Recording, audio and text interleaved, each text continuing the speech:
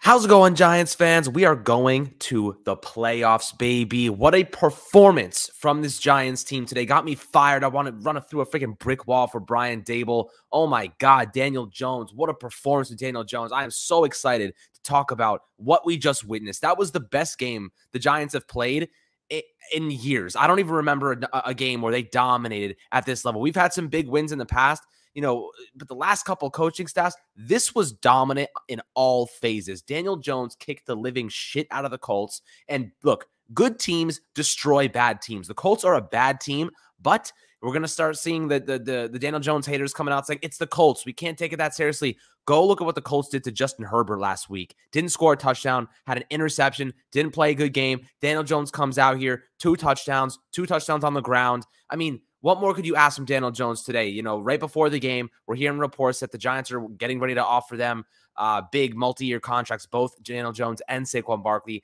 DJ went out there and proved why he deserves the money bags. And I have to say right now, I haven't been this happy. If you guys have been with us for a long time, we've been creating content around the Giants for about 3 years now.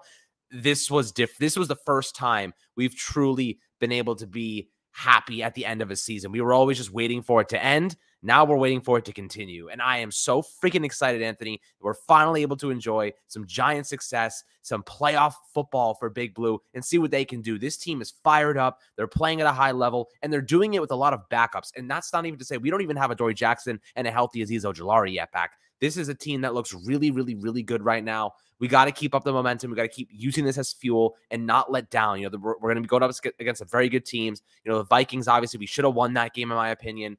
But, a couple extra plays go a long way, and this team is gelling. We're getting pieces back. Xavier McKinney getting back into the mix today. I was really excited to see him back, and I'm out of this world. I'm ecstatic. Electric performance all around. The energy was impeccable. You could hear the fans cheering Daniel Jones at the end of the game through the freaking TV. What a moment for that guy. What a moment for DJ to experience what it's like to be the man in the biggest market in sports. The biggest market in sports, having your name chanted at MetLife Stadium. That's a feeling he'll never forget, and that's a feeling he's going to want a lot more of. So I'm excited to see how he can step it up during the postseason. Anthony, how are you feeling right now following that playoff securing victory? I'm feeling amazing. I am so happy. I am flying over the moon right now. The nightmares are finally over. The Giants are back where they belong in the playoffs. The Giants are playing playoff football this year. Daniel Jones is making a playoff appearance. I broke out the Daniel Jones jersey today. Let me tell you, we called him Danny Dimes. This is Danny Dollars now. This man is dropping more than dimes. This is Danny freaking Dollars. He's out there. Playoff Danny is unlocked, and I can't wait to watch him in the postseason. Saquon Barkley didn't even have to do anything today. He ran for what, like 58 yards, I think, something like that. He barely did a thing. But the Giants still went out there and dominated without Saquon Barkley having a dominant performance. He did what he needed to do, but it was an offense carried by Daniel Jones, the franchise quarterback of the New York Giants. Yes, sir. Daniel Jones with an amazing performance. 2 touchdowns through the air, 2 touchdowns on the ground. Kayvon Thibodeau looked amazing. Dexter Lawrence was incredible. Landon Collins, the pick 6, that gave me flashbacks. The Giants are playing meaningful football in January with Landon Collins scoring touchdowns. It's like 2016 all over again. And remember, Landon Collins was the captain of the defense in that 2016 run where the Giants went to the playoffs. So now it's just like he's back and he's making plays. It's so exciting. I was always a huge fan of Landon Collins. And I mean, listen, what Brian Dable has done with this team overnight. Look at the night and day difference between this team. It's been over 40 games since the Giants have scored 30 points. Now today, 38-10 win over the Colts, and they're heading to the postseason. And Brian Dable's a rookie head coach season. That is truly incredible. Like, that is a monumental achievement for Brian Dable. The way that he's turned this team around, had them do a complete 180 from where they were last season, trending downward continuously year after year. The Giants just getting worse and worse. Dable steps in, turns it around, and the Giants are right back in the postseason, and it's incredible. And who's to discount this team? We've seen the Giants, now that they've put up a big high-scoring performance like this, they're playing good football right now. They have been for a while. Who's to discount them and say that they can't make some noise in the postseason? Because we saw them go toe-to-toe with Minnesota last week. We just saw them dominate the Colts this week. They are clearly in form right now. They are in their prime right now, and I have no doubts that the Giants can go into that postseason and make some noise. So I'm really, really excited. This is just a huge monumental moment for the New York Giants, and let's freaking go, Giants. Look, good teams hit their stride down the stretch. The Giants are getting healthier down the stretch, and they're winning games without some of their key players, right? Adoree Jackson, Azeez Ojolari barely played today. We get those guys back for the wild card. Anything can happen. The playoffs, it's a clean slate. The healthiest teams ultimately end up winning those games sometimes. And right now, the Giants are getting into their healthier groove, and this is perfect timing for us.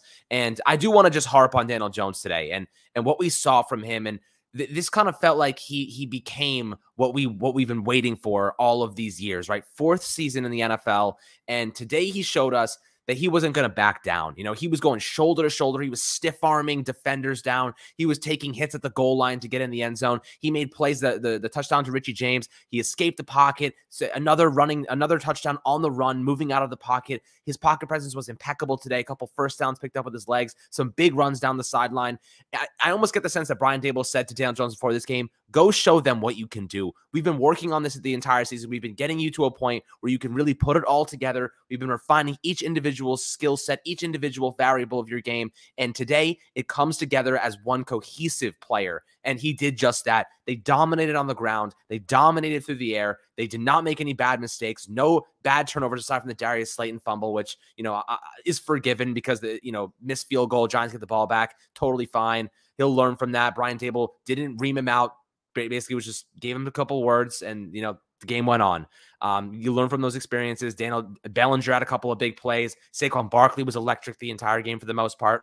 Isaiah Hodgins is our Victor Cruz right now. He's not Victor Cruz. Let me get that straight. But he is the guy that the coaching staff discovers that elevates an entire offense. You know what I mean? Hodgins, this is what, he's a 2020 draft pick. He was on the Buffalo Bills practice squad, and now he's our wide receiver one, arguably right now. Daniel Jones has already developed chemistry with him. He's the guy that you just find gems. You got a good coaching staffs, good general manager, front offices find gems and guys that nobody else may think can do it, that give them an opportunity. They rise to the occasion and they take advantage of it. That's what Isaiah Hodgins is doing right now. Daniel Jones has developed impeccable chemistry with him. I love to see his route tree expanding. I love to see the confidence that he's gaining. The guy has hands.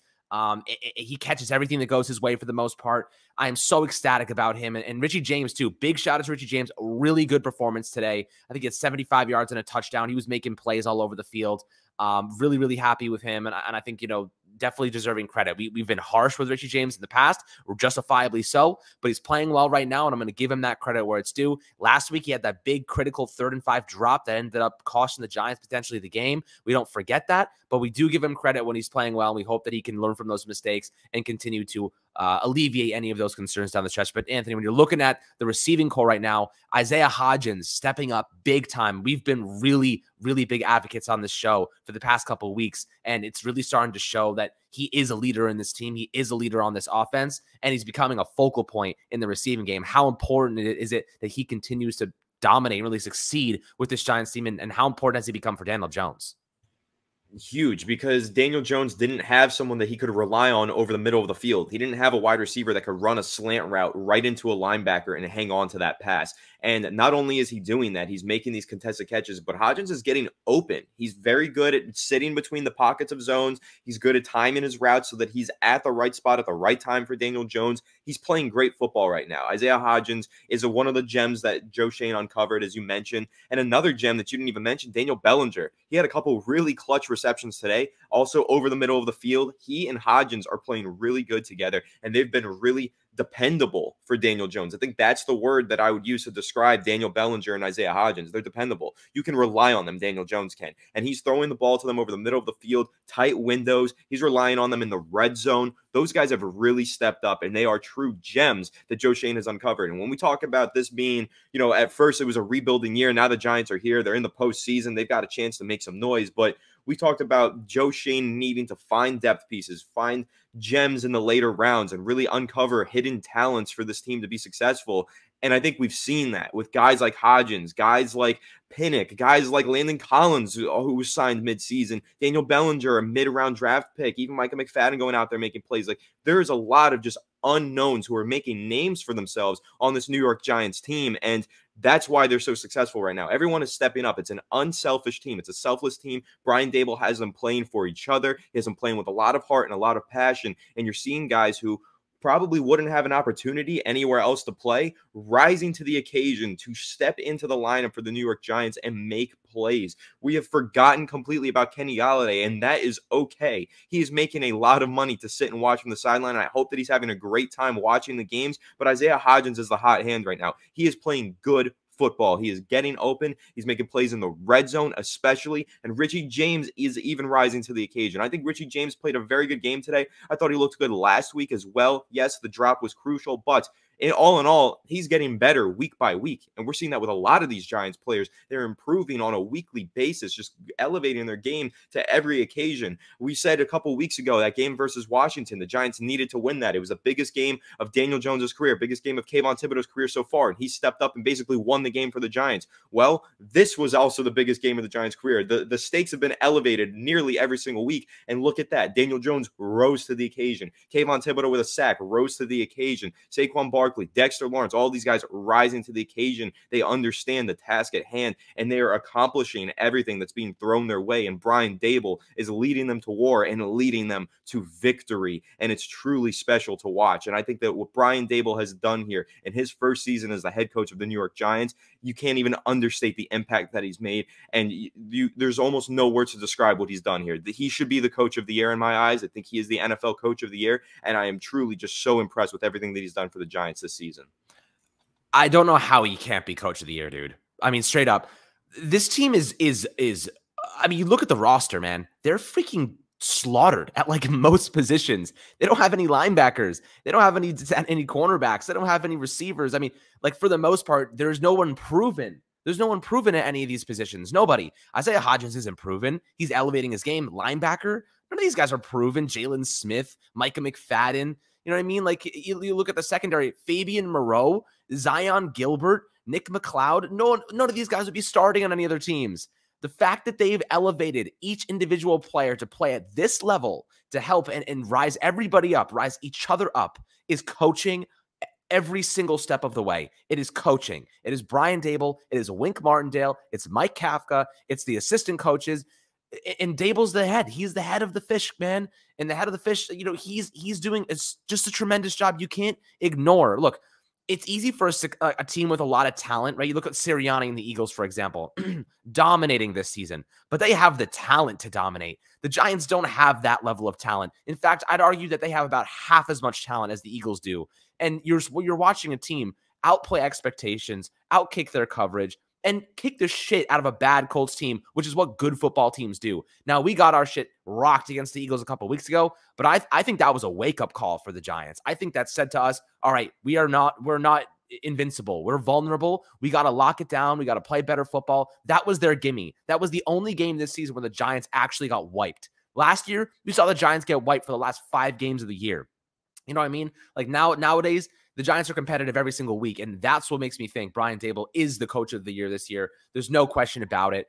I can't even say enough about the guy. You know, we've been very excited in the past about coaches, whether it's Joe Judge or Pat Shurmur. You know, early exciting starts, we get excited about it. This is different because we're seeing tangible results, and we're seeing individual players elevate their game after years of malpractice coaching, right?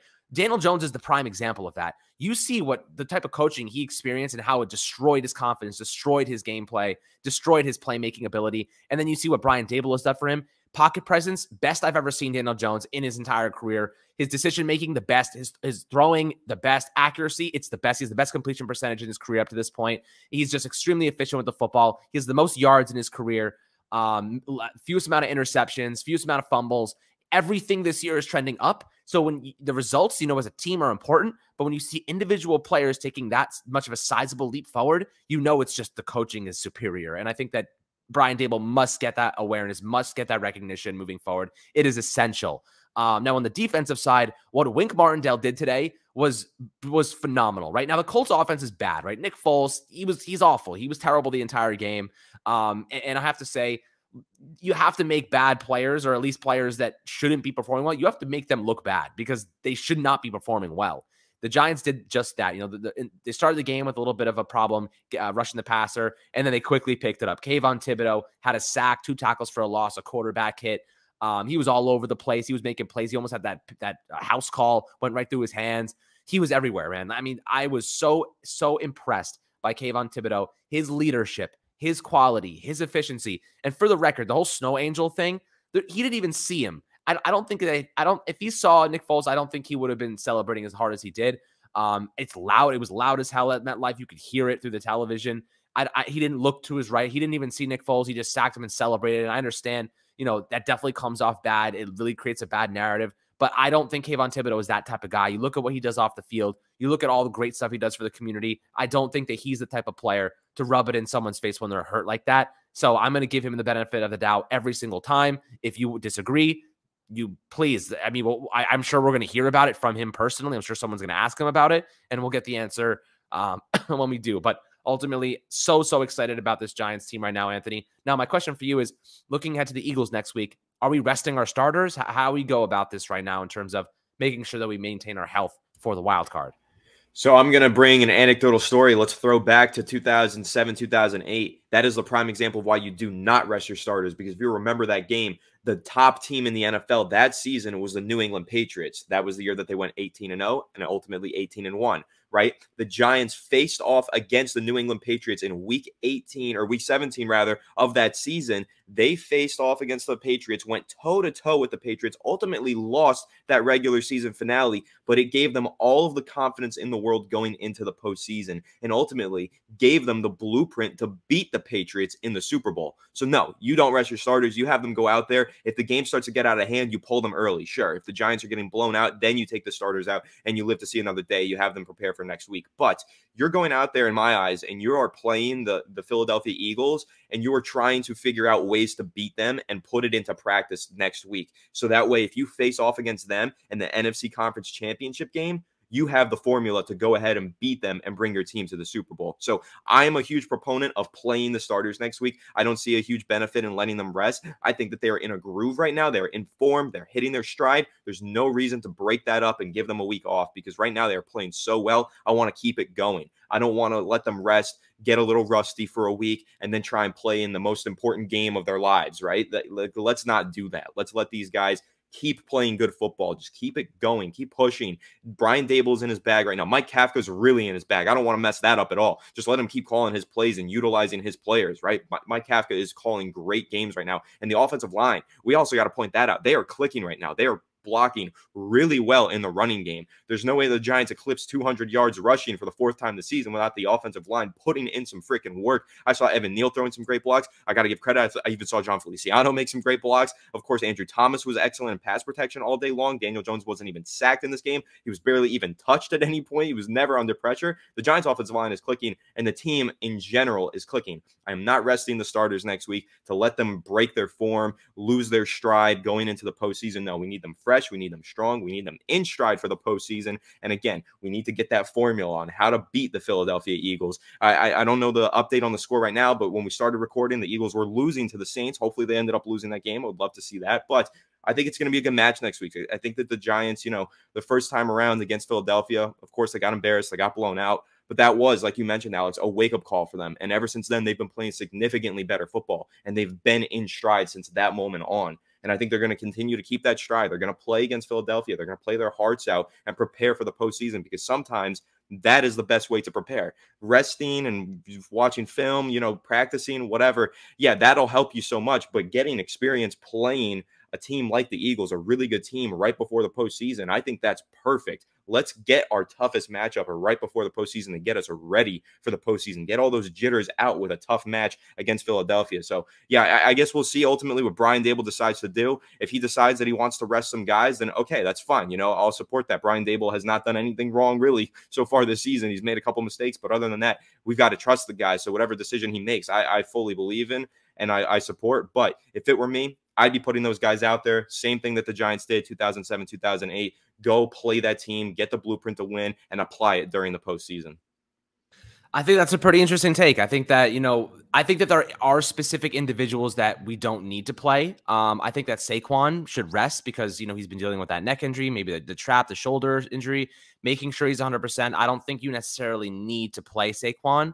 I think that Daniel Jones should play. I think that he needs to continue playing at a high level, continue taking risks down in the passing game and developing chemistry with Isaiah Hodgins and Richie James and Daniel Bellinger. I think that's important. I think Saquon Barkley and Daniel Jones have the chemistry, but every game that Daniel Jones gets with these receivers, it makes them a little bit better together. So I do think that they should be playing against the Eagles next week, at least for a half. If things are going great, then, keep it going. If they're not going so well, then, just take them out and, live to see another day.